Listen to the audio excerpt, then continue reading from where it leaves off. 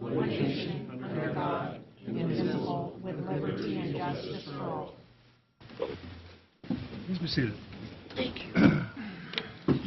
Next item is public comment. There was none. There are no public comments tonight, so we'll move right on to the consent agenda. Are there any questions? None here. None here, sir. Make a motion, we approve the consent agenda. Second. Okay. It's been moved and seconded. Are there any further comment or discussion? None here. All in favor of the motion, respond by saying aye. Aye. All opposed, same sign. Aye. That's 5-0. Thank you. Pat, you may want to tell the public that. Oh, yeah, sure. Commissioner Albritton is out of country right now, but he's called in tonight, so it's 4 in the morning his time, so we appreciate him being here. Yeah.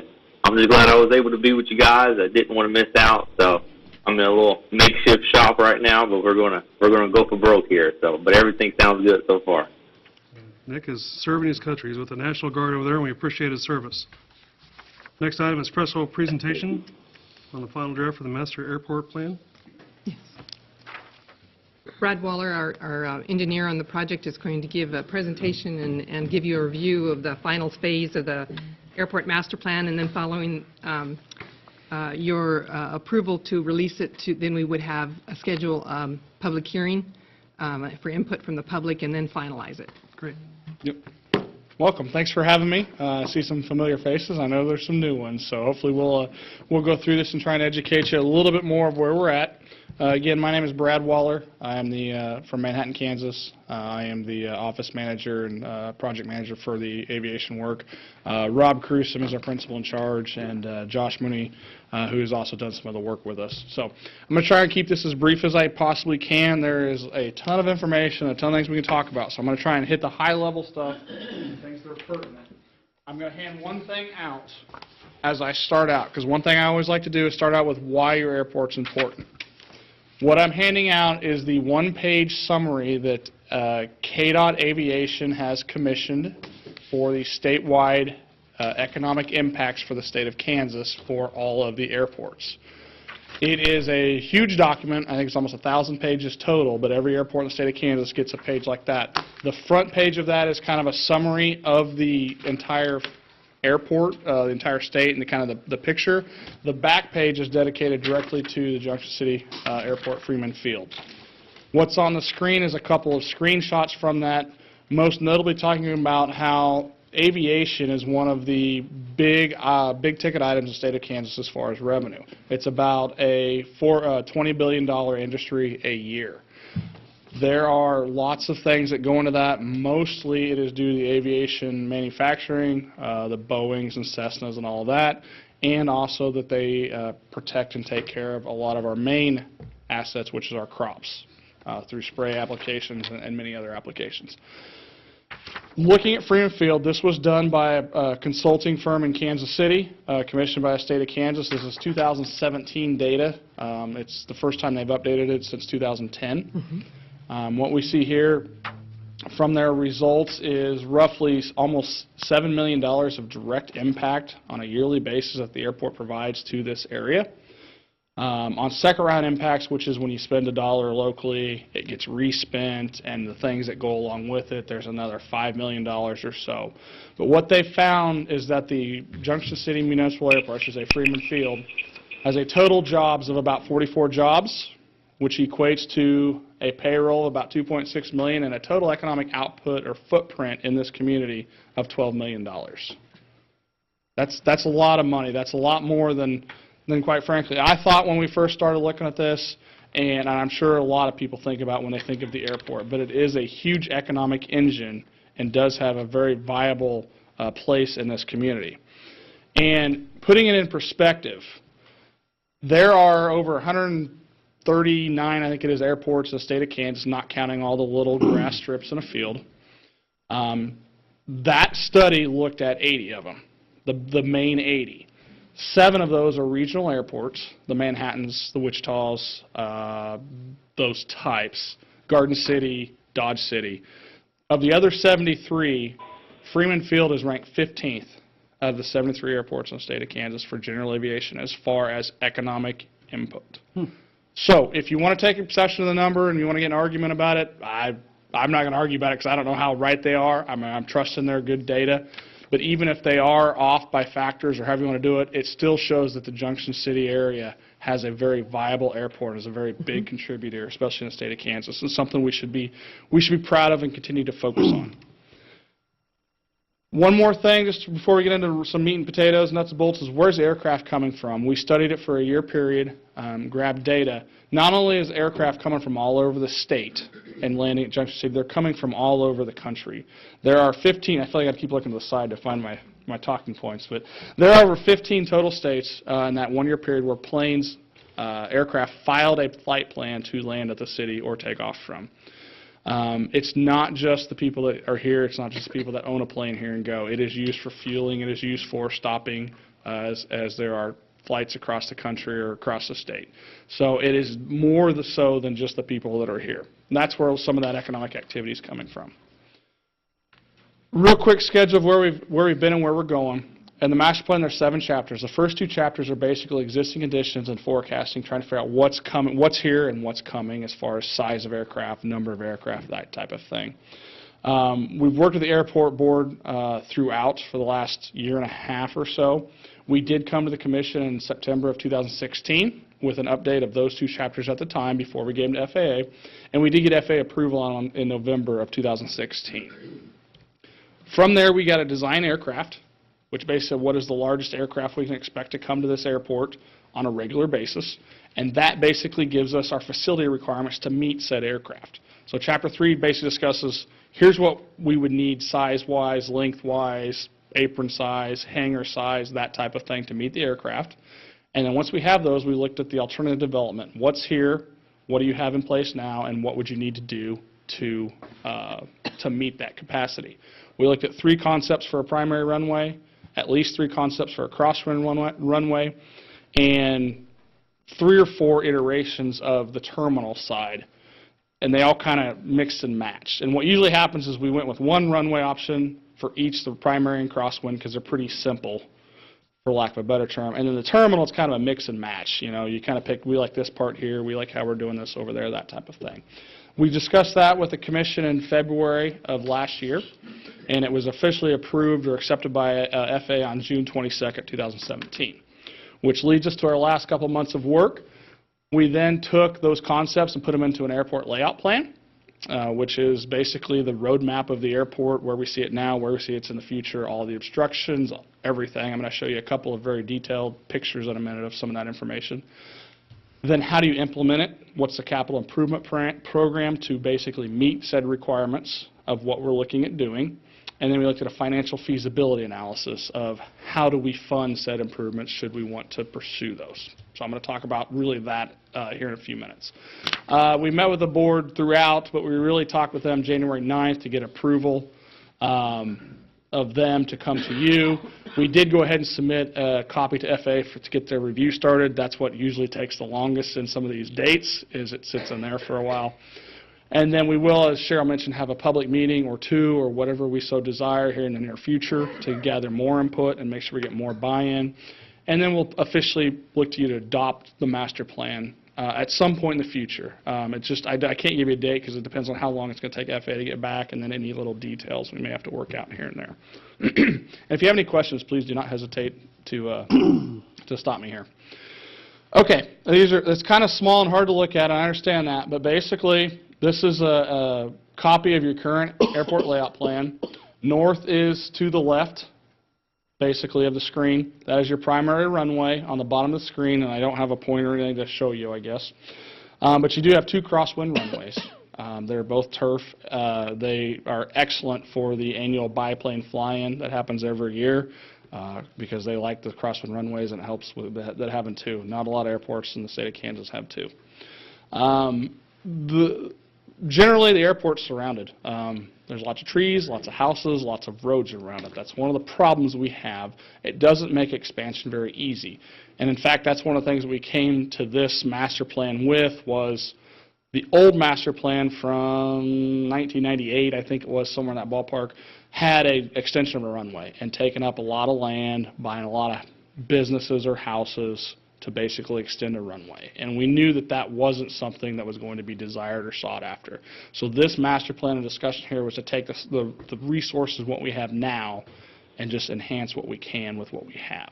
So as I go to what's the final version, and I know, again, it's hard to see, but what you're seeing is pretty much the same thing. Okay, we've justified the runway lengths as they are. We've looked at the things that we can do. The one thing that FA, we've noticed in our process is FA will only support one crosswind runway. So we've designated one of the runways as basically a non-FAA participating runway, for lack of a better term. If anything's ever done to that runway in the future, which there's minimal maintenance on a crosswind runway other than mowing the grass, it would be a city expense, but that was going to be there anyways. So as far as expansion goes, we weren't looking at doing anything to the runways. We aren't looking at expanding them in any way. We're just looking to maintain, especially the primary runway. Really, the only thing with that we're showing is new would be a parallel taxiway to the runway as a future option, if we so desired, to help facilitate getting planes off the runway in a safer capacity. But part of the future planning for the documents was purchasing or cleaning out trees and things for the protection zones. Cleaning the trees and possibly housing because of a protection zone issue. Yes. Yes. That was part of the other, what it was, you mean? Yeah. Yes. There was issues with houses and trees and everything, and it really went to the north. It involved rerouting, I believe that was 21st Street to the north. Yes. Rerouting that, and it was a pretty big, extensive project. So we're trying to basically rein that in. FA will participate in funding, and I'll talk about that in a minute, of everything that is on an approved master plan. So that's why it's important to put stuff on a master plan and make it the way that we want it to go. The airport board, basically, directions given is just to make this airport the best little small airport it can be for Junction City. So moving on, this is the terminal area plan that we came up with. Again, we looked at 3 or 4 options of different things. I'm not going to go into it in great detail. It's disappeared. Lost it. There it went. But basically, you've got a very nice airport. You've got lots of T-hangars, lots of aircraft base, which is a dream of a lot of airports. The biggest thing that people want is hangar space. That's more air traffic and more vitalization to your airport. So we basically looked at extending some of that T-hangar spaces to the southeast there near, is it Washington? I forget the name of the street. Because what we have is full. Jackson, thank you. I know. But we've got some of the box T-hangars or corporate box-type hangars, if they are so chosen. So basically, what we've got is set up is several options of smaller T-hangars for smaller, what I'll say, single-engine type aircraft, to some larger aircraft if they should so desire. This is not something we're going to sit here and say, we want these to go on and we want to go on right now. Would we love to have them? Yes. But hopefully as people come forward or maybe there's availability or things change, we have places for them earmarked where FAA will be okay with them happening. And then we've also looked at some space off to the northeast there around what was the old Kansas Air Service hangar, back in behind there for some additional space too. So we've got quite a bit of, I don't want to say quite a bit of space. In the near term, it's a lot of space. I don't think we're going to have any issue accommodating future growth, especially in the next 20 years.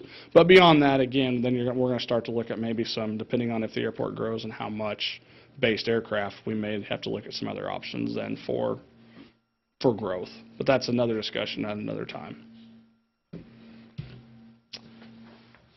Real quick, talk about the land use plan. You have Jackson Street kind of to the top. Again, north is to the left. You see the primary runway running left to right and the 2 crosswind runways. What we have in gray there is basically, what is in gray, I'll say this, what is in gray and green is basically what the airport owns. That's the airport boundary.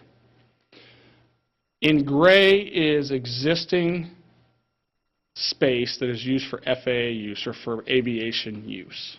Okay, that's what it's earmarked. We really can't do anything else inside of there other than cut the grass. What's in green is deemed agricultural use, which you can obviously lease out to farmers or whatever to generate some revenue. Everything else around it, red is residential around the community, and then the blue is the industrial commercial type area. The main difference that you're going to see as I go to the proposed, and I might go back and forth a little bit, is on the north side of the airport. You're going to see, the blue, what is green now, turned to blue on that north side. That is really the best opportunity for future commercial development or some sort of development as needed. Because of the configuration of the 3 runways, it is not going to be needed in this planning horizon for any aviation use, for a runway or anything like that. Could it be taxiways, or hangar space, that type of thing? Yes, it definitely could be. But what we're doing is we're showing it on the master plan as space that is non-required for FAA use. So what that gives us is the flexibility as we move forward. If there's some sort of economic development opportunity or businesses or an industrial park or something, there's an opportunity there now for that to happen on that ground. And it does not have to be airport related? It does not have to be airport related. Can you go back a slide? Sure. Once again, I was thinking of the, Yep. That's the purpose of getting that on the master plan, because once you designate it on the master plan, then FAA is going to be approving the master plan. And once they approve that master plan, then you're welcome to develop it as such. Basically, the goal of FAA in their study and their grant and paying for this is to make sure that we are doing everything we can to protect the airport in the way we can, in the best interest of what the airport is. We've done that and said, you know what, you own that ground, but it's really not required for the airport. So it gives us that opportunity to turn it into maybe something that's a better, higher use for the airport. Doesn't mean we can go sell it, but we can lease it out for a possible improvement. That area where the boat mechanic was, is that included in that space as well? So that would go away, because that was the problem with him being there. He didn't work on airplanes, and he had to work on aviation equipment to be allowed to be there. Remember that? Along the highway. On 57. blue spot. On 57, Yeah, we got a deed. Oh, that yeah. J.J. Marina, you mean? yes. Yeah, we gave him a few feet. We gave him a few Yeah, feet. we ended up having to sell him land because of that problem, Right. because it had to be aviation related and it wasn't. Right. So then that's why we had to take the step to actually sell him the land, not lease it to him. And we had to get FAA approval. Approval to do that. Because it was not shown on a master plan for Right. being used as that. Oh, okay. Exactly. Yeah. So that's what I'm wondering. Correct, because it was not on the previous master plan. Because that was where? Yeah. That I don't know if I want, it's right here. Over that area. It's in that blue right there, yeah. That reflects the new property. Yes, the new size, yeah. We had to deed part of that property to him. Right, that's why I was trying to bring that up. Is that covered in this? If there was future need for expansion, it could be bought out and that could be part of the plan, even though he owns it right now. Yeah, it definitely could be. Yes, that was. I doubt you wouldn't buy it using FAA funds or, Understood. but yes, it's definitely an option, Okay. yes.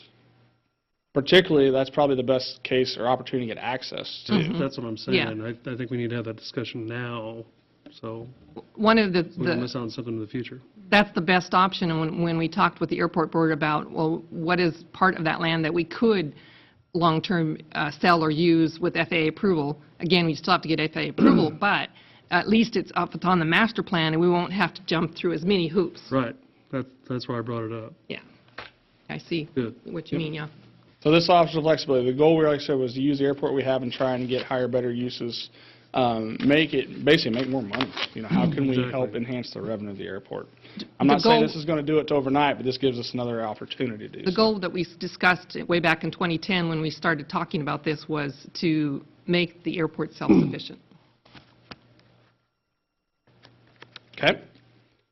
I'm going to move on. Like I said, I've only probably got about 8 or 10 slides, so I'm going to move as quick as I can here. This is just showing the airport, the boundaries that we own right now. Everything in the middle that's white, and then some of the lighter gray hatches around it are airport-owned or easement. Really what you see on the left and right, some of the darker hatches, and then as you go to the top left, there's a space up there. That's some of the areas that have been identified as needing easement, airspace easement, or purchase and fee to help protect the runway approaches. Some trees removed, things like that. Yes. So we're not talking take anybody's houses. We're not talking taking anything crazy here. We're just trying to help show, we need to show what we should have to protect it. And the city should try to do everything they can to obtain that at some point and help protect that airspace. That's all we're saying. And the first project we're going to try and go forward with, and hopefully FY19, is what I'm going to term a land acquisition and obstruction removal or mitigation project.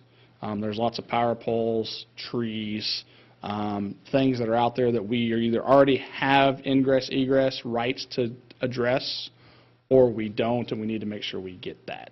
Okay? And we can discuss that more later or whatever you'd like, but that's kind of the first project we're looking at doing, and I'll talk about that in just a minute. So, real quick in budget, and I know, Cheryl, you can speak probably a lot more about this than I can, so please correct me if we're wrong or looked at this. But we asked Cheryl to give us the budget data over the last several years. And again, this data is going into 2017 budgeting year. But for the most part, revenue has been about $40,000 a year out the airport. That's hangar leases and gas, which is the fuel flowage fee. The expenses, and I'm not going to ask you to read it or look at all this, but basically the total expense of the airport have been around $80,000 a year. Okay, so we're looking at a loss of roughly or an operating loss, I should say, of about $40,000 a year, and that's what Sheriff's referring to as making it self-sufficient. So yeah, if you look at them together, we're in the $35,000 to $45,000 range of a loss on a yearly basis. Looking at the capital improvement plan, we are looking at submitting over the next 5 years or so some different projects. I'm not going to say they're all going to happen. I'm not going to say we're going to push for them, but these are the ones that are identified. Okay. The first one is an AWAS system, which we would probably go to KDOT for and ask for funding from them. And I'll talk about it in a minute, but they provide 90% funding on the dollar. So for every 90-cent dollar, they put in 90 cents, the city puts in 10. That's the exact same with FAA, which is why we look at doing these projects. But the first will be doing an automated weathering system. We then are looking at doing FAA funds for the land acquisition and the obstruction mitigation I talked about a minute ago. Looking at $400,000 or so. There's kind of a budgetary number for that right now. We then have some hangars, some taxi lanes and some hangars. Those are going to be tough to fund, but we're going to try and get them in there. We want to show that those are a need. And not only T-hangars, but conventional hangar, and then maybe a wildlife management plan. And that's kind of the near-term horizon. Right now, the pavement's in good shape out there. The runway's in good shape. You've got new taxi lanes to all the T-hangars. Probably about half the apron is less than 10 to 12, 15 years old, whatever, 10 to 12 years old. The existing taxi lane from the runway to the apron and about part of the apron is starting to show some age. We're probably going to want to do some rehab on that or reconstruction in the future, but right now it's in pretty good shape. With the airport not really growing as far as runways or anything, we're not looking at a lot of expansion, so we're kind of identifying just some of these these type of projects, basically a cleanup project for the airspace and then expansion of the terminal or the hangar facilities. If we were to complete all those projects, it's a total of about $1.2 million. If we get the 10% funding and way through FAA and the local share is probably going to be about 80 to 120,000, somewhere in there. Okay, and that's to fund all that improvement. Real quick, as I mentioned already, FAA, you get $150,000 entitlement money every year from the FAA to be used on your airport on master plan eligible projects, banked up to 4 years for $600,000. Going into next year, we will have the full allotment of $600,000 banked and ready to go. So to use that $600,000, the city would have to put up $60,000. Okay. FAA also has discretionary funds. It's the exact same thing, except it's more of a competitive pool of money, and it's pretty hard to get these days with the government being the way it is, but it is out there to do if you're going to do a runway project and plan for that. That's how you would do those. And then KDOT's the same thing. It's a more of a competitive basis, though. You submit for it, and it's a 90-10 match. And if we're talking about doing the AWAS, like I mentioned earlier, we would not do that project at all until if and or when we got a KDOT project. It would just continually probably repeat requests until that happened. So that $150,000 or so for that project would be about $15,000 local. And pretty much every project we're talking about here is not going to happen unless we do get some sort of a grant like that. Last slide or two. So if we funded 100% of the CIP that I mentioned earlier, that 1.2 million, that's about $120,000 a year, or total, or about $25,000 a year. So that's what, if we're looking at trying to do every one of those projects, that's what it would cost locally to do.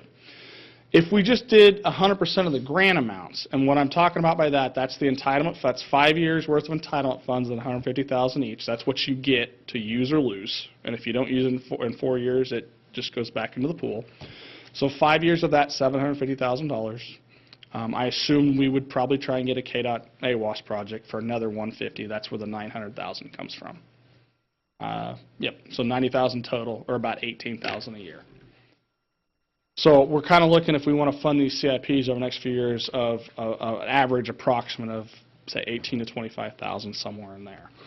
So recommendation is, at this point in time, look at allocating about $40,000 a year towards general aviation or towards general airport running fees, which is about what it's been averaging. Mm-hmm. And then look at $20,000 a year per airport for grant matches. So about $60,000 a year over the next 5 years to try to run the airport and fund improvements to the airports.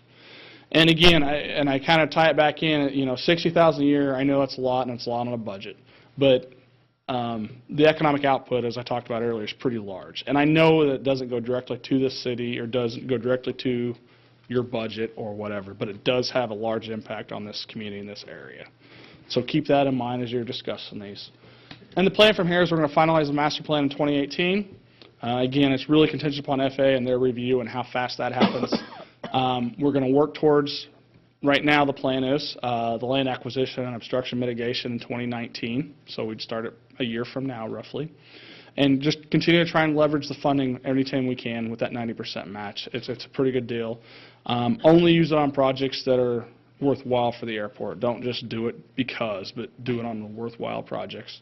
And we want to maintain it and grow, as the master plan indicates, and again, work to try to make it self-sufficient, if we can find more revenue potential, that sort of thing out there.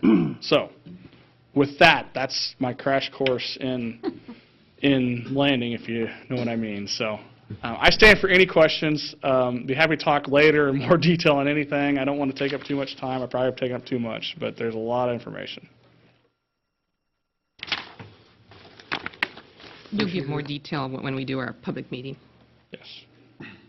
I think that was a very good presentation, overall presentation of the plan. Thank you. Like I said, it's a 30,000-foot view, so no. Yeah, like I said, I'd be happy to talk in more detail on anything, but that's, like I said, it's kind of more the need to know or information, hopefully, that you guys can take. But the main thing to keep in mind is the airport's an important part of the community. It really is. And I know it does cost money to run it, but I'd like to think it goes to a good, I don't want to say good cause, but it does go to good use, and it does have an output and an effect on it. So we should continue to try to get that airport more self-sustaining as we go. Anyone else? Thank you very much. Thank you. We'll see you hopefully in a couple months with adoption. Thank you. Thank you. Next item is appointments, reappointment of Ken Mortensen, Tim Hansen, and James Taylor for a term to expire on March 21, 2022, and appointment of James Jacobs for a term to expire April 1 of 2020 to the Airport Board.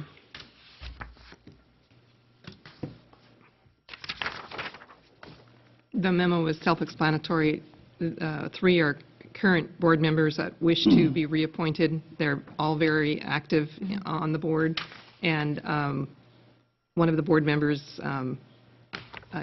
deceased recently, and we're recommending James Jacobs, who has sent in an interest card, Right. wanting to be on. It's in right there. And 2 of the board members are here, James Jacobs and Tim Hansen. Is there a motion? Okay, I make a motion or move to reappoint Ken Mortensen, Tim Hansen, and James Taylor to the Airport Board for 4-year terms beginning April the 1st, 2018, and ending March 31st, 2022, and to appoint James Jacobs to the Airport Board to fill the open unexpired term, which ends March 31st, 2020. I'll second it. It's been moved and seconded. Is there any further discussion? None here. All in favor of the motion, respond by saying aye. Aye. Aye. All opposed, same sign. Carries 5-0. Thank you. Next item, new business consideration, change order number 2, increasing the cost by $103,000, $410, and adding 12 days of contract time to the water treatment plan Phase 1 improvements. Mayor and Commissioners, introduced Don Lindeman, HDR. I think everybody's met him or knows who he is, so turn it over to Don. Good evening, Mr. Mayor, members of the commission, both near and far. As Alan indicated, I'm Don Lindeman with HDR. Some of you were here back in November when I did an update on the wastewater treatment plant for change orders numbers 2 and 3, and we went through that, and then we went into the water plant. Tonight I'm going to do kind of the opposite of that. I'm going to talk about change order number 2 for the water treatment plant, and then give you an update on the wastewater plants as well. Started out a little bit early here, so I'll back up. I already went through that we're going to talk about the water and the wastewater plant. So the first thing we'll talk about is the water treatment plant. And what we've got here is a number of items that have been completed already for the project. The last one we updated, there were a few things done, but we weren't very far along. We've been able to get a number of items done now. The admin building roof has been completely replaced. We've installed site electric and ductwork on the site. Also, wells number 19 and 20 have been drilled and tested, and in fact, they performed better than what we anticipated when we had designed it, so we're actually getting a little more capacity out of those on an instantaneous basis. We have in the temporary ground storage system, and part of that I'll talk about a little bit in the change order. That was part of the change order. I'll go into that a little bit more. That's in place and working, and Carrie and staff are working very well with that. They're able to keep the high service and low service pumps going and make sure there's pressure in the system. It's been a little tougher because they don't have as much leeway in the system right now, but they're able to handle that and deal with it very well. In addition, there's been demolition and reinstallation in the primary clarifiers, taking out the inner workings of the first train on the primary clarifier. And then also painting, as you see in the picture in the lower left-hand corner, in the interior of the tank, some of the exterior. And you see that kind of snowman-looking thing with black hands on it. That is the mixing system on the interior of the tank where the water comes in. It comes out those nozzles and helps mix the water on the interior of the tank to keep it well mixed.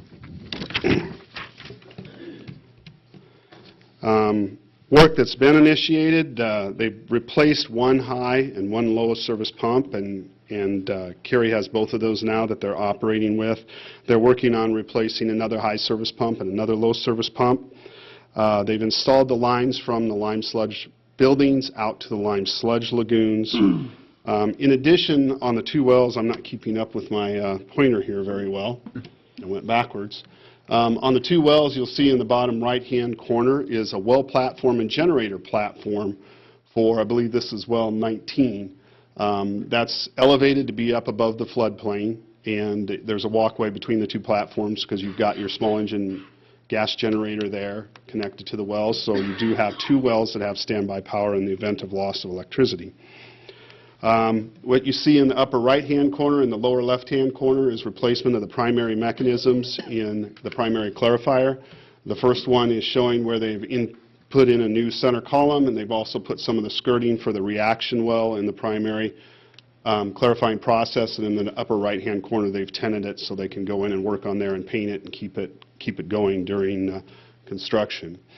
In addition, they're working on the sludge control piping and process and electrical, as well as working on the administration building HVAC, which Kerry will be glad when they get out of his hair because they're in everywhere, because it's kind of like your veins in your body. It goes through the whole plant, and they're in every room and ductwork and everything else. So it's kind of intrusive, unfortunately, but he's being a trooper about it. So what we're here tonight for is for change order number 2. Change order number 2 has been a number of items that we've been working on. And what I'd like to first start with is just remind you, in our last presentation I showed this slide as well. These are all the bid items that were in the original contract. And I'm not going to bore you going through each one of those. We provided those to you. You can read them, and if you have questions later, I'll be happy to answer anything. Change order number 1 was a no-cost change order. This is the embarrassing part for me because a lot of these changes were things that happened during the addendum. The first one on there is we had added 2 new specifications as part of the addendum, and KDHE required that those had American and steel provisions in those. So we were able to provide those and put those in there to meet the KDHE requirements. Some of the other things that were there, we just had a misspelled word in one of the addendums that they wanted to clarify. And then the embarrassing part for me is one of our PEs signed with the wrong state. He is licensed in 2 states, however, he signed with the wrong one, so we had to add the correct seals onto those drawings. So that's why it was a no price change order. And there was no contract change with that as well. To the meat of the discussion, though, is change order number 2. This is now that we're in construction. Much like I talked about when we were going through the wastewater treatment plant, you start digging underground and digging into electrical systems and other things. You start to find some things that need to be improved. Change order number 1, total contract price proposed is about $103,000. But there are a number of items that have gone into this. I won't go through all of them. Some of these are pretty minor, but we got some credits as well as some additional costs in there. Some of the big items on here, you'll see like the gas piping material we had in as steel. The gas company wanted that HDPE, so we got a deduct from the contract price. A little ways down, you've got the ground storage tank temporary storage. We had 4 of the tanks out there talking with operations staff and with Kerry. They were more comfortable if there was additional tank out there. So you'll see that for $71,000 out there. We added another tank and increased that capacity for temporary storage while we took the ground storage tank out of service. Can I Yes. ask a question there, please? Yes. Do those temporary ones, we're going to keep them, or we're just using them? No, those are something that you rent as part of the project, and then they'll go away when they're done. But we needed it because the ground storage tank is the only clear well for the high and low service pumps. So we had to have something temporary to pump out of and be able to provide water to the city during that time. But there's some of the bigger items, 2 of the bigger items on that page, and then there were some other ones on the next page following as well. We had another deduct for the admin building roofing. Some of the blocking that was on there, the supports, the membrane was still reusable and it was good, so we were able to take that advantage of that. Then we also had to add some conduits for the generators that were on site for the main admin building itself. And so when you add all that up, it comes up to a grand total of the $103,000 that you see on the change order. Just by way of further update, as I did with the last ones, I juxtaposed that versus the loan fund that you have for this facility. Again, we had very good bids on this. We had a construction bid of a little over $8 million for this. And with the other items in there, construction testing and the engineering, change order number 1 is $103,410 and still has an unallocated loan amount of $3.8 million in there. So it's well within your loan fund amount. It's about 1.2% of the overall contract price for the project. So that, Alan, I don't know if you want me to pause there, or you'd like me to go ahead and go through the full wastewater one at this time, then too. I've got just a little final note on that for the water treatment plant. On the water plant, the funding, we're making the first, when this was all designed, the loan was to make the first payment now. Even though the state gave us an option with the project not being done, and it's really, I've always said before, one of the problems getting the project this far was the review of KDHE, as you remember from a year and a half ago. I felt that since we had the money on hand, we make payment number 1 right now, and move on to phase 2 down the road, because we have the money on hand. We've been banking in front of the public, is get them paid, cut some interest payments down the road, and move to phase 2. So just want to let you know that that'll probably be the next checks, I believe. Yeah, it will be. For the new guys, there are 3 phases overall, the most critical and kind of moderate and mild, basically. So we're doing all the phase 1 stuff.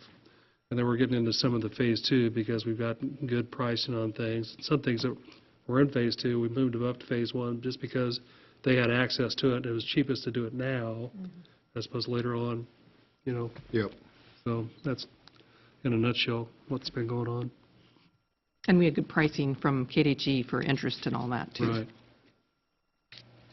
Yeah, you were fortunate you had funds available because you had requested a larger amount than originally anticipated, so there was flexibility to be able to do that. Maybe I'll get crucified for this question. We're going to ask it from the commission. You just mentioned there's $3 million left in loan funds. Mhm. Is it a bad or a good idea to do another change order to, is there other things that we could add now with the lower interest rate? Because if we do another loan down Saves there, money down the road. and I don't know, I mean, just a thought that maybe we need to think about because, I mean, I don't want any more, but we had planned for this amount of debt service. To start checking Got some in things place. off of Phase 2. And is there something that we can move into now? I mean, and that's going to be a long, I mean, you can't answer that tonight, I get that. I don't, I can't address that. Something that we can do I'm to having make- other thoughts in my head, too, about how you might do that, whether you want to do it by change order or if Just another project.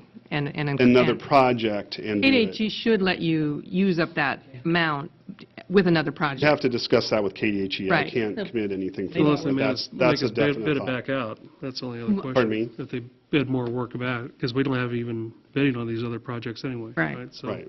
So that would be the, I think KDHE would be open to that. I've seen them I've do seen that it with done. other things, but we'd have to talk to them first and see I think whether it's just that's worth thinking available. about because of all the pricings and. got everything opened up, you can do And as we much want as to you get, can. we want to get to here, if we can get there faster, It's got to be done Yeah. eventually. Yeah. and we're Particularly never on the going to water borrow plant. money this cheap again. Particularly on the water plant, since we knew it needed so much work, and the system. Right. And the water plant Think has the about it, largest loan amount available yet with it, so. That's something we can talk to them Talk about. about And just kind of a follow-up, you mentioned the KDHE review, that one of my coworkers was at a presentation by KDHE that still hasn't gotten any better. They were asking for patience from the community for review of all those because there's one person doing it, and he does not have any help. So they were reaching out to the community and asking for forgiveness and letting people know that they're aware of the situation and what's going on. So it's still a struggle for them to get people to be able to review all the plans and specs that are going through there. On a happy note, we're about 66% complete on the water treatment plant right now. We've got substantial completion scheduled for May of this year, with final completion in July of this year. So we're making some significant progress. I know Carrie is excited to have that going on. Every time Contractor's been I really talk good to him, he with it. smiles and grums a little bit about the construction because it's invasive and just upsets operations a little bit, but they're working through it and appreciate that very much. I'll jump into wastewater treatment plant update, if that's okay. I took the slides from previous presentation here and updated them. Previously, we talked about change order number 2 when I was here last time, and then subsequent commission meeting, you approved change order number 3 as well. What I've shown here on this is some of the additional work that's been completed since our last time I was here in November. That's the biosolids improvements components. Those has been completed, and the installation of SCADA has been completed at the east wastewater treatment plant. They're looking for startup and demonstration to be completed by the 1st of March. On the east wastewater treatment plant, there's a number of things that are ongoing. The headworks light replacement, which I talked about in November, is ongoing and in progress. The primary splitter flow diversion structure is complete. The biosolids MCC repair is complete. Primary sludge for pressure sustaining valve is complete, as well as the biosolids pressure sustaining valve. Those are also complete. And the large one, which was change order number 3 for the RASWAS scum pump station and piping, we're reviewing submittals on that right now. Excuse me. One of the things they had to do was submit their piping and pumps and everything in there for us to review to make sure everything was lined up. They had their layouts correct, and we're reviewing those right now. And once those are approved, they'll begin constructing on that. South wastewater plant updates. Since the last meeting, we were supposed to do startup on the DAF system in January. Unfortunately, there were some complications with that. A PLC that they were supposed to tie into was not compatible, and so we needed to get another PLC to support that, and that had to be replaced for about $6,000, which leads me into talk about the next one that's potentially a change order, and that would be part of that. So right now, the startup and demonstration of that is scheduled for the end of this month. So there was a delay, but that was because the existing PLC they were trying to tie into wouldn't take the new inputs, so they had to get another one to be able to replace that and tie that together. For Phase 1 at the Southwest Wastewater Treatment Plant, you know, it gets heck when you got small writing and your reading glasses aren't even working for you very well. The approved change order number 1 in that, all that work is complete, and approved change order number 2, all of that work is complete as well. So there's progress going on in many fronts here.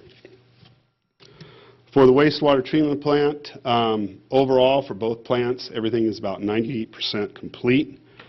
We still have the east and southwest startup for the wastewater treatment plants, the DAF startup, the headworks lighting to be completed, and then, as I mentioned, the RASWAS scum pump and piping to be completed. So since I was here, I thought I would take the opportunity, and didn't mention this to Alan, but since I was here, I took the opportunity to just kind of foreshadow another change order for the wastewater plant so I can keep you up to date as we're going, and I'll be back if Alan asks me to on the next one. But there is a couple more items that we are working out. We don't have all the pricing for it. We're looking for a change order number 4 that includes process air piping installation, and when we got this up in there and we're looking at it, and plant personnel were looking at it, there were some potentials there where it was hot piping. They wanted to insulate it and protect that for the plant personnel. Also on the polymer storage, we had scales that were added. Those were deleted because we didn't need those, so that's a credit coming back. And then the one I just mentioned was this DAF Micrologics PLC that they couldn't tie into. So that's the third item on here that we need to add so we could tie that DAF into that. And then finally, we're also looking at butterfly valve replacement for the industrial screening as well. And they're looking into that, and that's for efficiencies in the plant itself. So that's kind of just a very quick overview of the water treatment plant and the wastewater treatment plant projects, where they are, and some of the things that will be coming up potentially on the wastewater side. And as with the water, this is just the same slide I showed you the last time, that there's roughly $703,000 of unallocated loan amount left in the wastewater loan fund. So with that, I will answer any more questions if there are any. Anyone? Thank you very much. All right, thank you. Need a Gotta make a motion? motion. I make a motion to recommend change order, make a motion to recommend change order number 2, the water treatment plant improvements be approved. I'm sorry. Yeah, that's correct. I'll second it.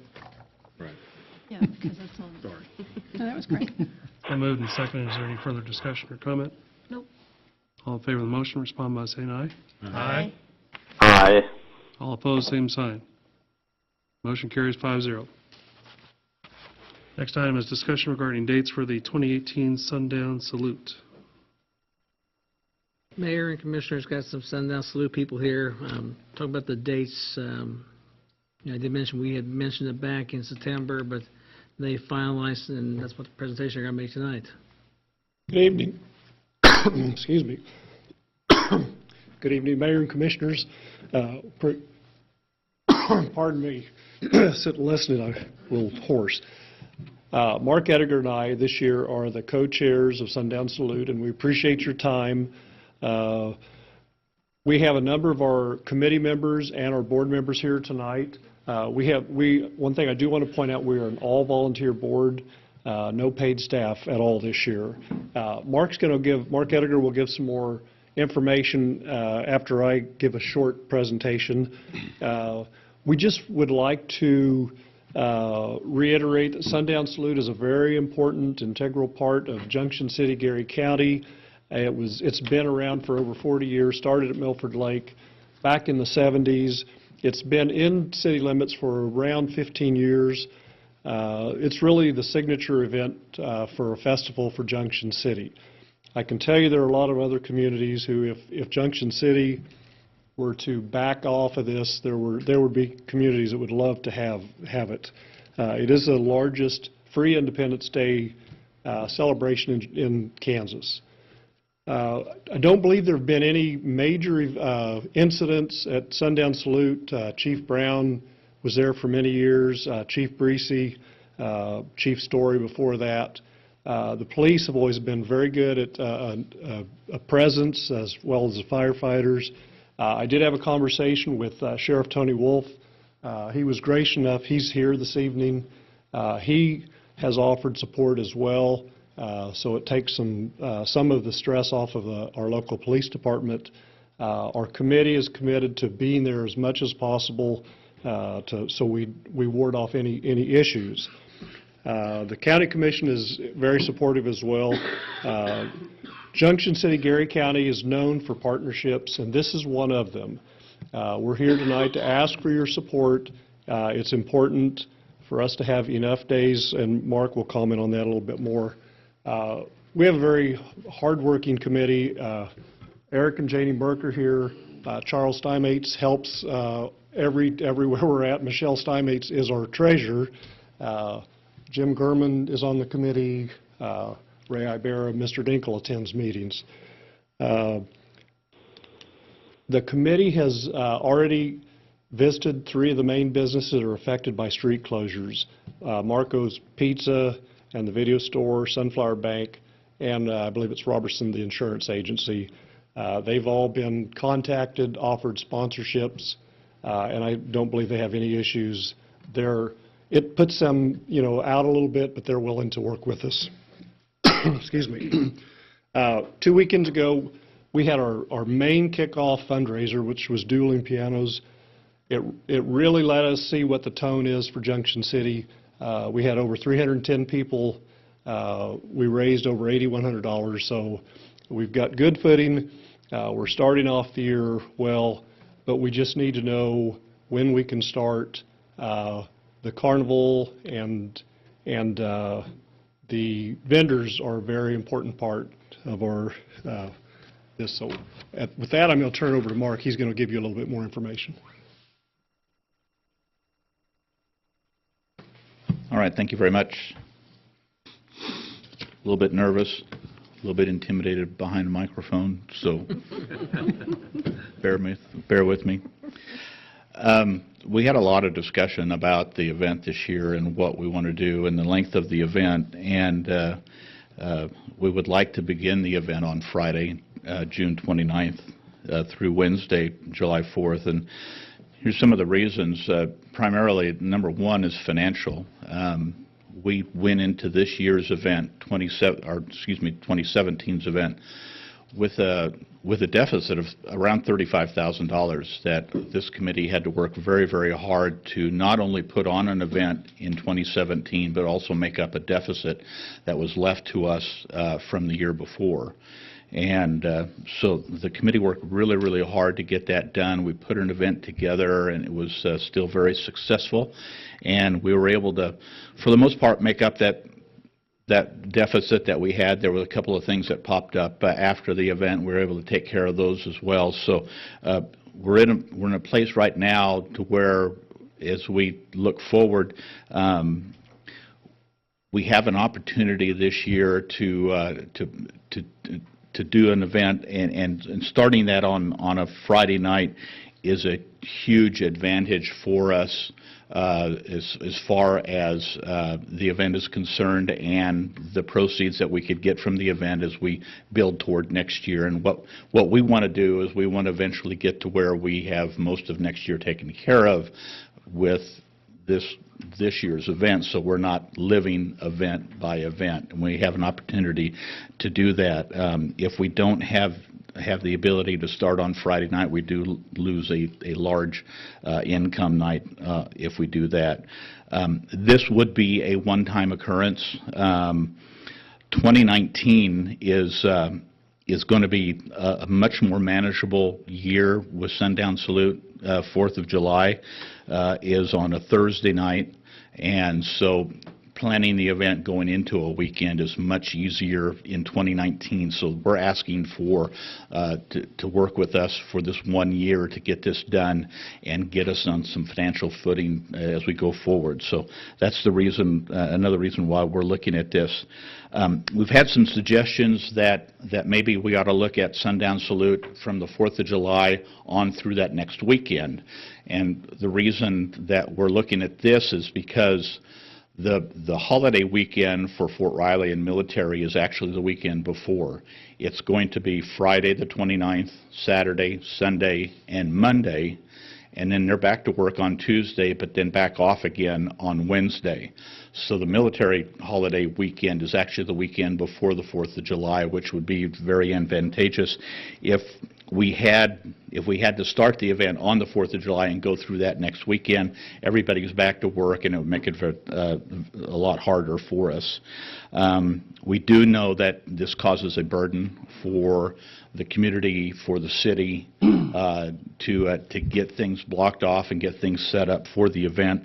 As Terry said, I know that Geary County Sheriff's Department has expressed some interest in helping with the event during the event this year.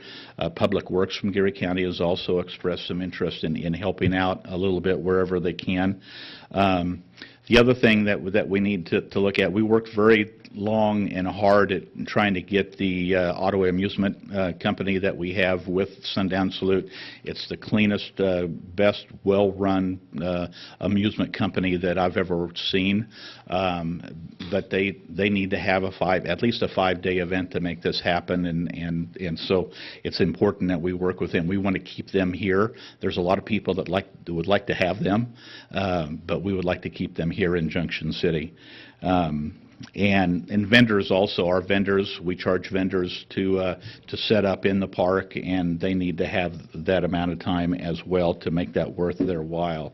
Like Terry said, we have contacted the businesses around there that are impacted, and we're working with them. We will make them sponsors of the event and make them a part of it.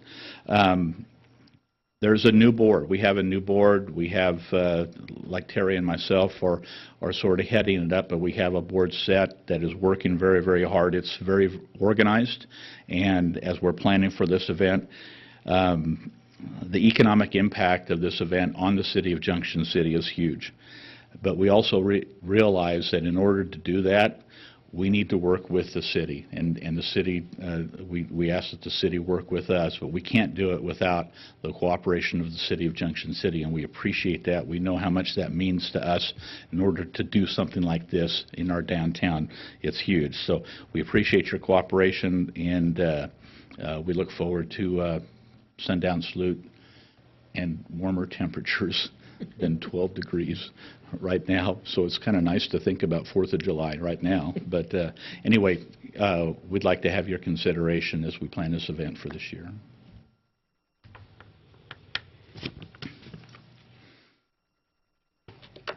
I'd just like to say, I think that I'd like to compliment Sheriff Wolf and the Geary County Public Works to help step up help the city. I know the police department for 6 days, having from past experience, would be really a burden on them, but I think with the Sheriff's Office stepping in and Public Works, I'm sure Ed would be glad to hear that and stuff. I think that's wonderful. Anytime we can do joint operations like that, that's great. So.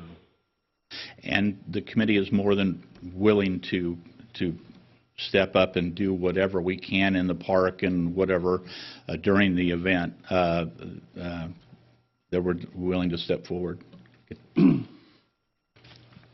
We appreciate everything you guys are doing. It's a signature event for our community. I think there's no question about it. Everybody knows about Sundown Salute.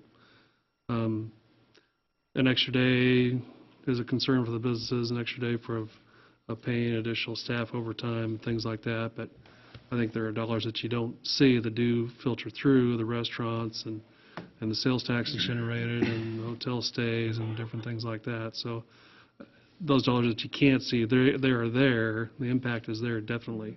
If we didn't have it, we would be far shorter than not supplying some staffing for that. So I'm fine with it. I know it's a one-year thing. It's tough when the holidays in the middle of the week.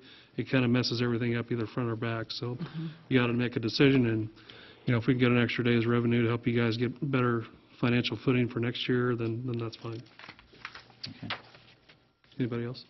Good with it, too. I just would echo what Mayor and Commissioner Brown said, and I think it's important to partnerships, and we definitely have the partnerships here in our community, whether with the city, the county, the CVB, and with our friends at Fort Riley, and it would be to our betterment to be able to have the dates adjusted to be able to meet the fun times for everybody.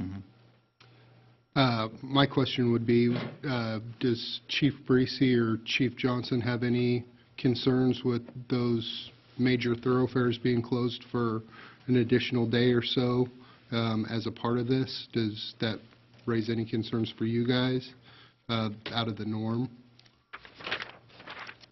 No, Commissioner, not at all. We can make adaptions now, so it'll be another day. Okay. Thank you. You need a motion for this, or just approval's fine, or? I think they're going to come with a formal, all your closings and Right. licenses, all that, at later time, right? Commissioner Albritton, do you have any comments, sir? Yes, that's what I was going to chime in and just say, kind of second everybody's comments is regarding the Sundown Salute. This is just our showcase event for Junction City, and this is just our time just to show off to all the surrounding communities, and I'm all for it, and an extra day, and it just shows our unifying effort to come together and be able to pull this thing off. I believe we can handle it.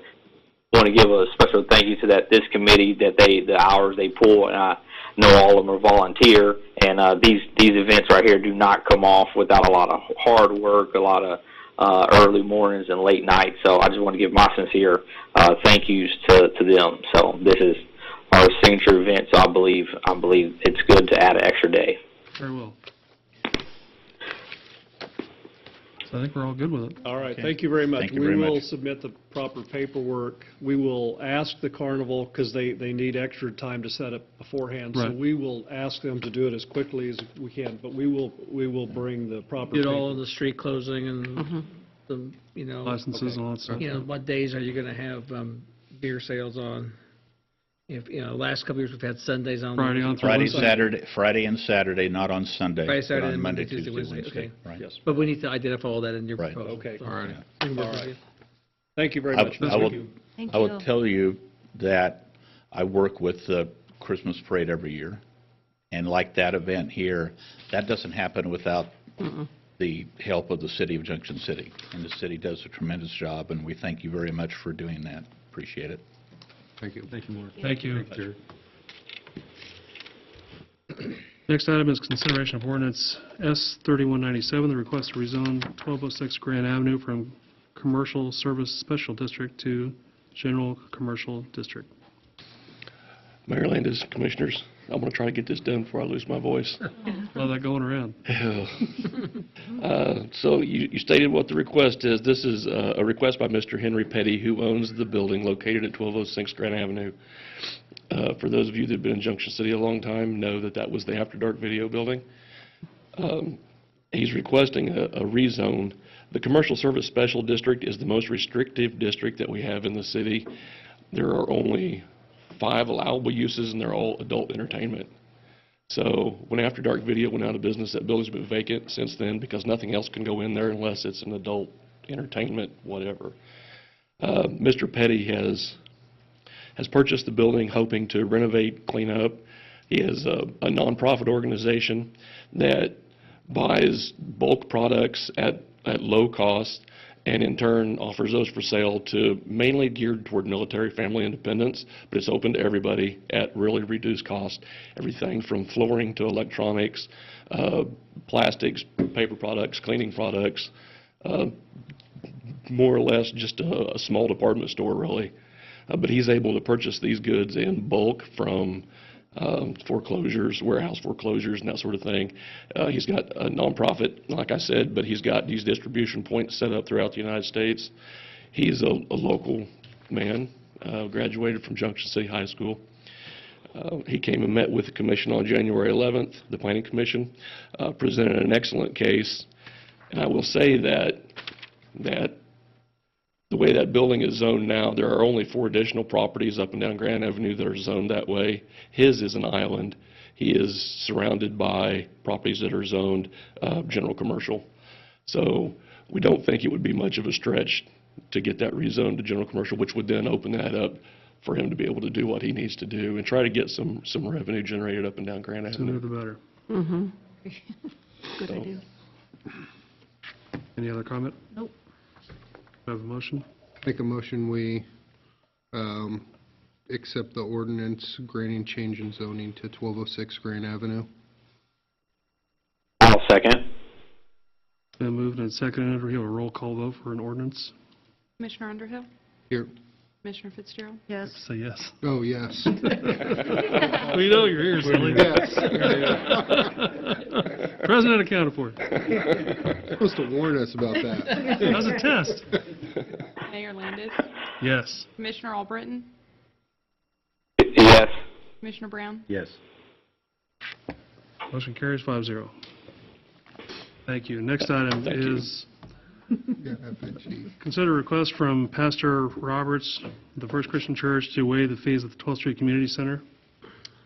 Mayor and Commissioners, got a call from Pastor Roberts last week, I think Thursday it must have been.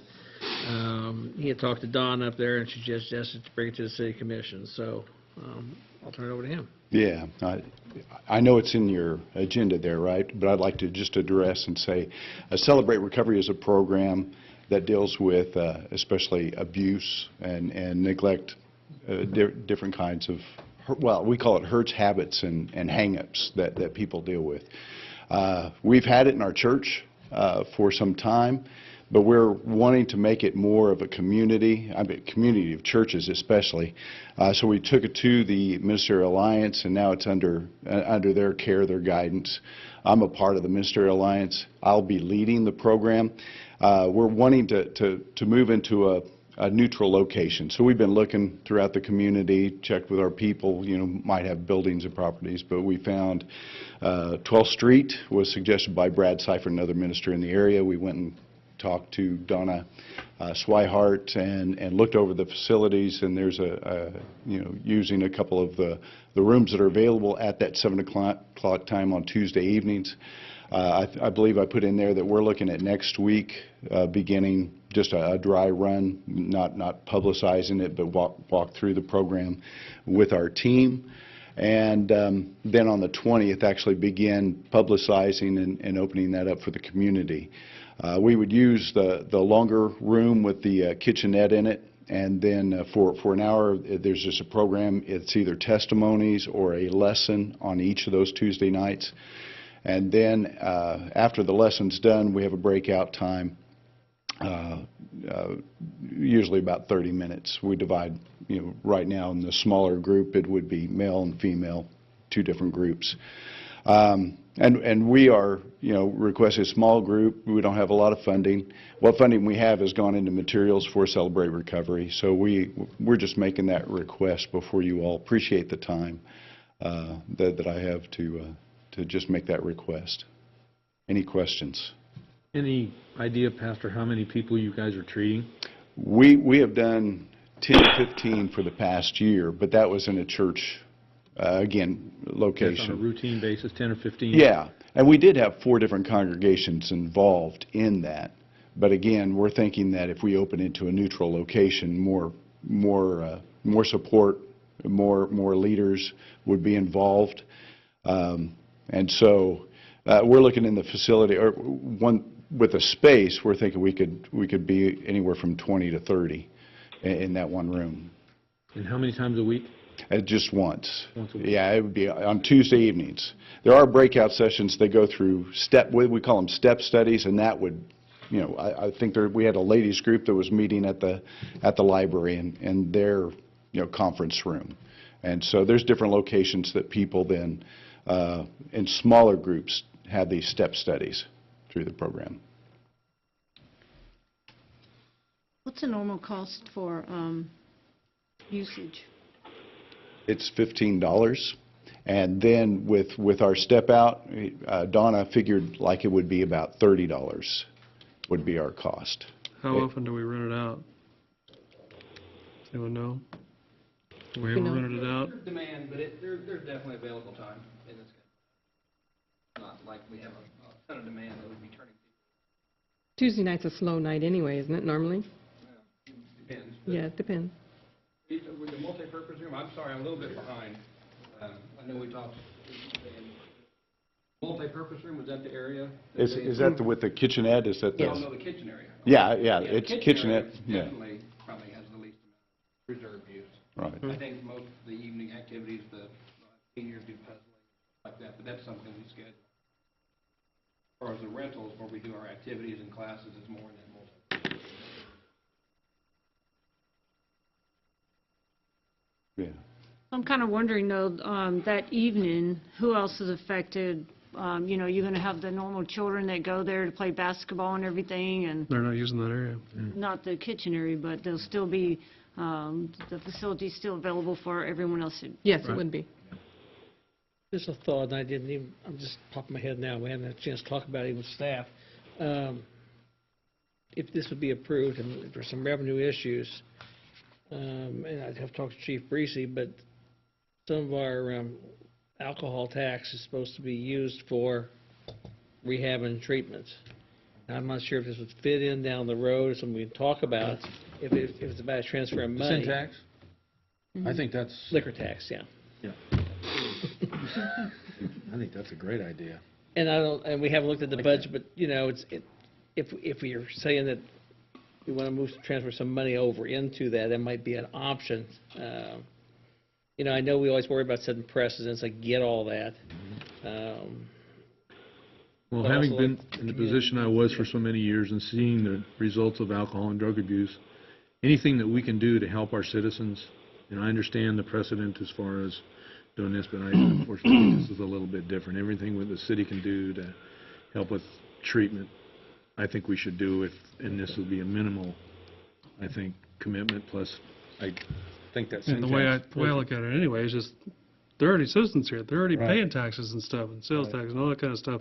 So they just want to use the buildings that they've already got to help pay for. So I don't have a big problem with it at all. Either. Just the city as a sponsor, like you said, use of that money would be just a transfer of a Right. couple $100 Yeah, so over we're to not talking the much dollars. recreation budget. That would be affordable That's out not of a the big drug deal. sin tax money. That'd be a great use of it. Yes, it would be. Usually has about $80,000 to $100,000 every In year, it. right, still, Yeah. Cheryl? It still carries, And it just, it still carries about 60 to 70. Maybe our rent should go up. the big expense is, I think Dan still does it, but they pay for the drug testing up at the high school. So I think this fits right in there. I think this is, if that was what the will of the commission. This is a would great be. program. It would be. I But think we definitely need it. realistically, we're talking Money's not the issue. $120 a month that, Right. for waiving the fees. We'll work on working that out. Okay. Yeah, thank you for Is your everybody attention. okay with that? Yeah. Now, No motion to approve this request. Yes, in November, though, when you guys had a similar motion to waive the fees, didn't the They had to put a board deposit. require some type of deposit? Do we want to? We did. I think that was a whole different thing at that time, though. That was larger areas, and there was just Right. other issues, Okay. you know. These are just small meeting areas that aren't used anyway, especially that night. Okay. There was a concern about the $25 deposit. Is that what you're talking about, for the room or the rental? Yeah, They were for using- damage or something like that. They were using the stove. Okay. that Yeah. I think This is more of a Right. public use. This is just Gotcha. meeting Okay. space only. They're not cooking or eating anything. Okay. This isn't anything unusual. Right. Do we need a motion on that? Probably. A motion to approve his request. Okay, I'll make that motion to approve Pastor Ronnie Roberts' request for the use of the 12th Street Community Center kitchen area on Tuesday evenings from 7 to 8:30 p.m. I'll second. Been moved and second. Is there any further discussion? Nope. All in favor of the motion, respond by saying aye. Aye. Aye. All opposed, same sign. Motion carries. Thank you all Thank you. very much. Good. Next item, consideration of ordinance G 1219, revising the nuisance code to require nuisance letters be sent by certified mail. One of my, Mayor and Commissioners, one of my concerns is I've got here, this is one of the few cities, the only city I've ever been and known of, that we didn't send out notices for nuisances. We did for unsafe or dangerous structures, but not for nuisance and weeds by certified letters, and we always get those people said they didn't get it, and the whole fighting thing, and I think if you read state statute, it does require that in there. This is just make it put in place. Katie made a couple of tweaks in there, incorporating some things. Yeah, I didn't submit, well, I didn't know it was going to come up this quickly, so Okay. I didn't give you a marked version of it, but I generally took the old sections that were in the code, looked at some materials that Cheryl had gotten from the league. Larry Baer, he retired last year, or at the beginning of this year, but he was a longtime attorney for the League of Kansas Municipalities, and I've been through presentations. I know Cheryl has been about, he's really an expert on these nuisances. I looked at the league's model ordinances, which your ordinances hadn't been updated for many years. many years on these sections, particularly the weed sections, Right. the non-dangerous building sections. So I took the league's recommendations, put them in here, looked at them separately. There were some other areas that needed to be beefed up a little bit, that were a little inconsistent internally and with state law. Tried to clean it up, and that's what I brought to you. And the section on dangerous buildings, for some reason in your code, was in a different section. So I moved it all into the main part of the code to make it, frankly, make it easier for people who want to know what the code says to find it. It was kind of hard to find before. Cleaned it all up, did add that certified letters are required for all notices, but put some other provisions in there to make it consistent with what other cities do. And the whole point is you need to give people due process notice if you're going to go ahead and do something and then make them pay for it. So We'll need to take a look at raising our admin fees because there's additional costs. Get all that and a little additional work, but I feel much more comfortable doing it the way I think the state statute sets out. We have not been doing it that way. this is more of a best practices kind of Right. code. Right. Staff, it wasn't so much the staff was objecting, it's just that staff had done it this way for 10 years, more or better.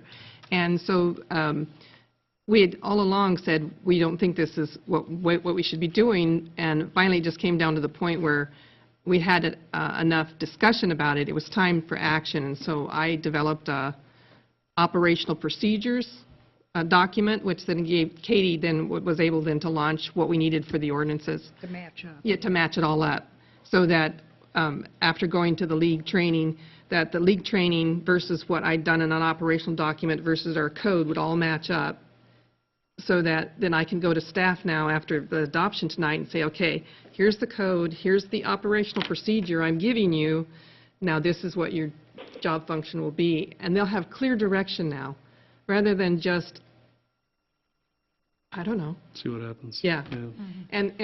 So the staff is actually very excited that this is going to occur because they feel this is going to give them a more clear-cut procedure to follow and easy to understand by the public and them, so that they're excited about having it move forward. Any concerns? No. No, I just remember over the years sitting here and listening to people at the podium there talk about how they never ever heard got service. Yeah, it's long overdue. And I'm sure we've had some that's an excuse. I Probably get it. did. But we had a guy last year, I remember, he got 4 letters one day, and he took care of, we sent 4 letters to him, he took care of 3 properties. And he got billed on the other one. He says, do you think if I did 3, I would have done 4? And I'm going, yeah, you probably, Yeah. The league attorney said that Junction City's basically been lucky all these years by not getting caught up in a legal battle over this issue. And I had a long discussion with him, and he said, you can continue to do it and just take the risk, or you can do it by state statute and just feel more comfortable about what you're doing. And staff is definitely on board with the latter. Well, if staff finds any additional things that need to be cleaned up like this, bring them to us. Yeah. Anything that protects the city, we're all for. And so this was long overdue, and finally, last fall, I said, okay, I'm just going to write the procedures and get this taken care of. And that's They meet the person and the person refuses to take it. I mean, that's there a considered return service. that- No, that's considered service. If they refuse it, to sign for it or certified letter, that's considered service. The downside you're going to have, because right now, the way we have is, especially on weeds, and the first of the year is going to be a tough one, and our weeds is going to remain the same. It's only one notice a year for weeds. I mean, back in the old days, you have to do one every time, but it's just once a year. But the problem will be is the way it was now is we sent it, and it said in there, we assumed you'd get it in 3 days, and then you have 10. Right. Well, the problem is sometimes the 3 was, especially with holidays and everything else in there, it was this. So what you may see is if the letter's not signed, it'll take a couple weeks to get back. That first one, and this is past experience, you'll get some tall weeds. And no, we can't send out to those people that are habitual. We have to wait till the weeds are to a certain height. I mean, you can't just say, we know they're going to get there. We can't do that. So it may be a little bit of this first year, especially in that first time out. On the nuisances, the blights, it's not so much because, it's not a growing weed, it's a junk there, but it's not like it gets taller every day. As what you'll see happen, and I've had this happen in other cities, and I'm sure Ellen has too, is that you'll have people start complaining about, you'll just never take care of this. Well, we'll have to say, but we have to give them due process, and so that's why it takes so long. And it's not uncommon for these projects to take 60, 90 days. And it frustrates the citizens, but at the same time, it's the due process that Katie is talking about that we have to go through. Commissioner Albritton, you have any other comment? No, everything sounds good to me. Okay. As far as, sounds good. All right. I'll make a motion to approve the ordinance of number G 1219, revising the nuisance code to require nuisance letters to be sent by certified mail. Second it. It's been moved and seconded. Is there any further discussion or comment? Nope. Roll call vote? Commissioner Underhill? Yes. Commissioner Fitzgerald? Yes. Mayor Landis? Yes. Commissioner Albritton? Yes. Commissioner Brown? Yes. Motion carries 5-0. Next item is consider the request to transfer surplus equipment from the Junction City Fire Department to the Kansas Forestry Service. Chief? Good morning, Mr. Mayor and Commissioners. Good evening, I'm sorry. Wow. You got Commissioner Albritton taken care of, though.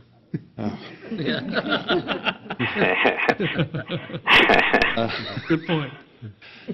Sometime in that time frame. The Junction City Fire Department recently established a list of equipment for the department that's surplus and not used in our operations anymore. This collection of fire equipment has been accumulated over years of storage.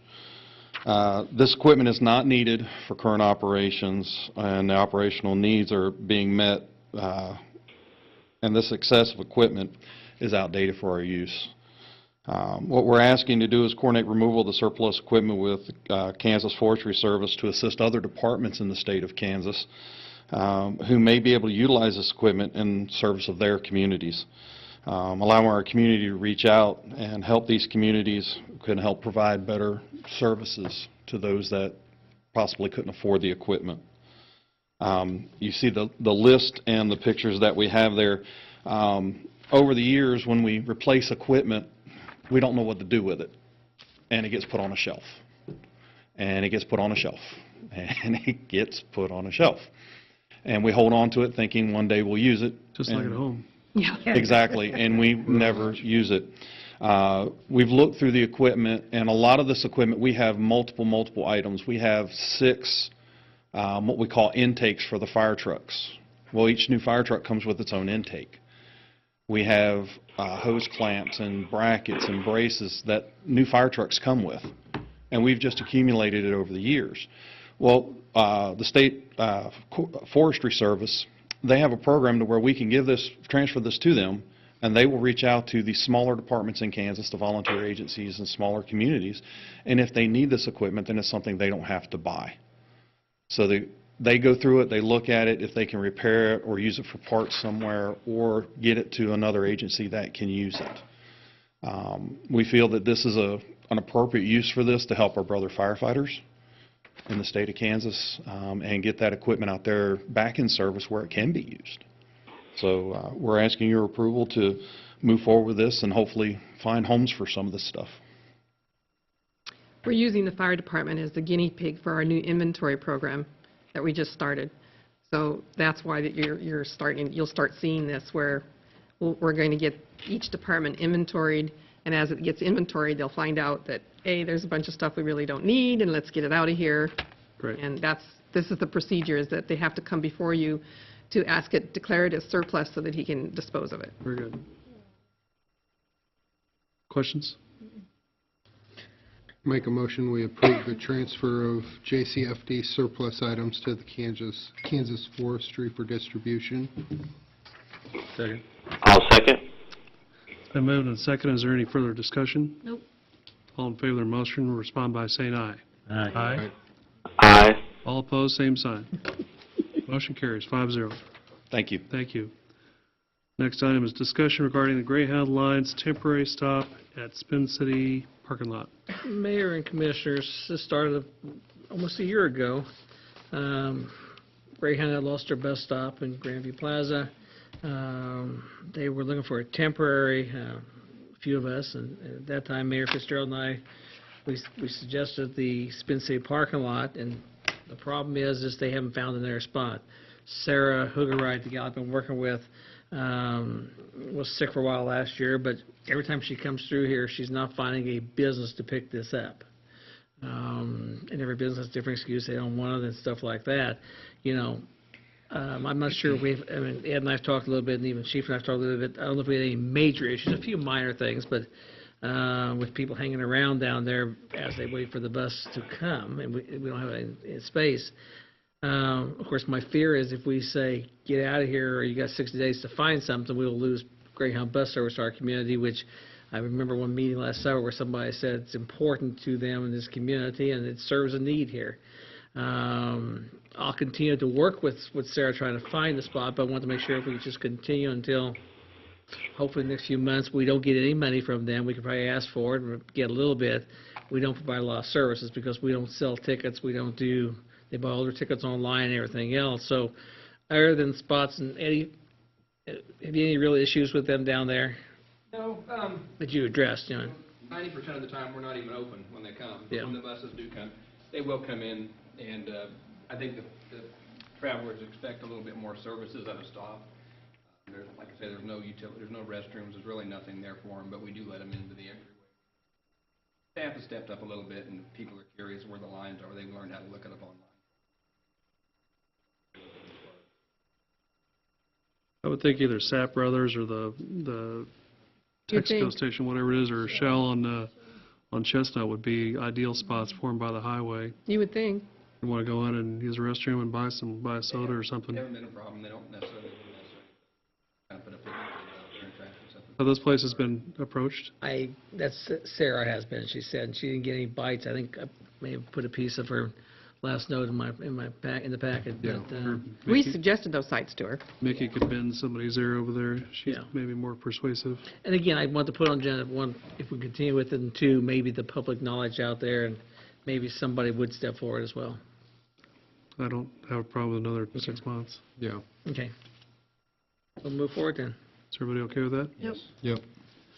Yes. Very well. Okay, next item, consider the agreement to transfer Federal Aviation Administration entitlement funds to Johnson County Executive Airport. I got a call, last summer, we had funds that we didn't get used, and they weren't in the master plan, if I'm Right. correct here. And these are the 15s, and again, he talked about the 4 years, so the Right. 4 years he was talking about is 16, 17, 18, and 19. Of course, we're in 18, 19 starts September, so these are funds that did not get used. If we don't allow them to be transferred to another airport in Kansas, they'll leave the state. They would like to transfer them to the Johnson County Executive Airport. This is to prevent it going out of state, rather than keep the money here, rather than going out of state. I'm fine with that. We need a motion then. Move to authorize the mayor and the city attorney to sign the request for transfer of FAA entitlement funds as presented. I'll second it. It's been moved and seconded. Is there any further discussion? All in favor of the motion respond by saying aye. Aye. Aye. All opposed, same sign.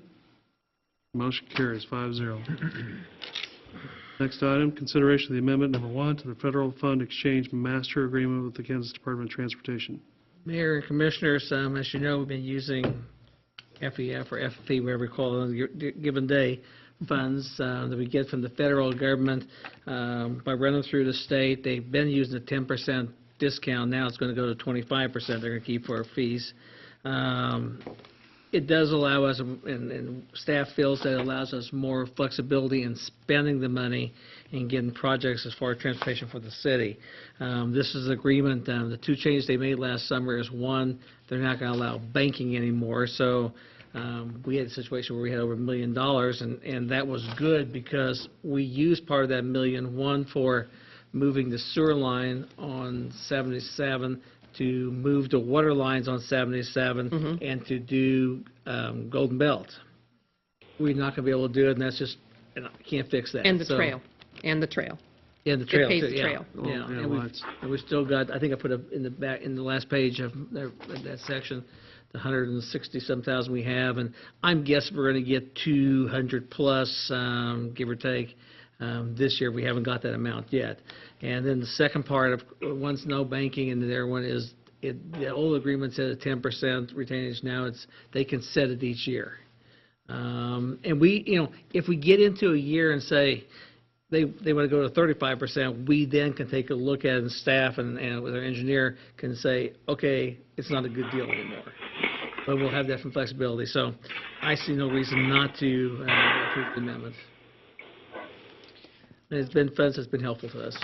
One question, you spoke of, and it's here, allows us to have more flexibility in spending. Does that mean that the projects that it could be used on, we have more options now? Is that what you're meaning by that? Answer They'll allow you to spend the money without having to go out for certain engineering costs. We can choose our own engineer to do things like that. Some of those type of activities, we don't have to follow their standards.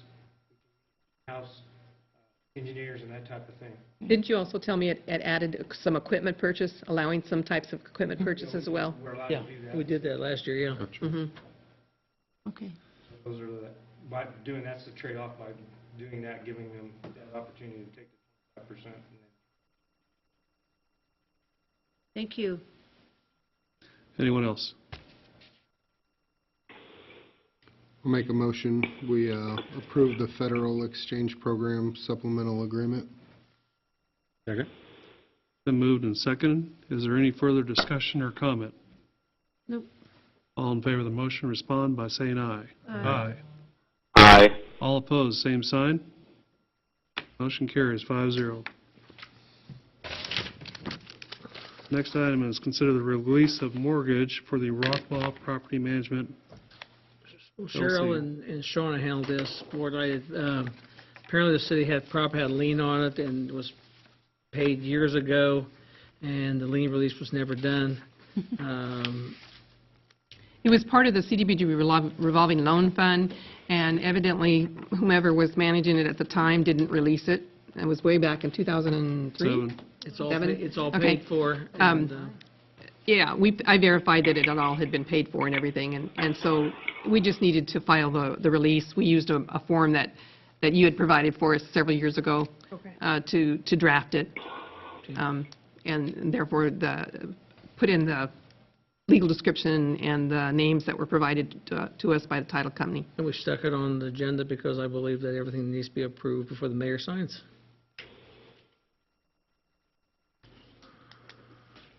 So that's what that was about. Hereby is not spelled correctly. It's Herbie. All right, we can change that. Anyone else? Mm-mm. We have a motion? Make a motion for the release of mortgage for Rothwell Property Management, LC. I'll second. It's been moved and seconded. Is there any further discussion or comment? All in favor of the motion, respond by saying aye. Aye. Aye. All opposed, same sign. Motion carries 5-0. We have 2 executive sessions tonight.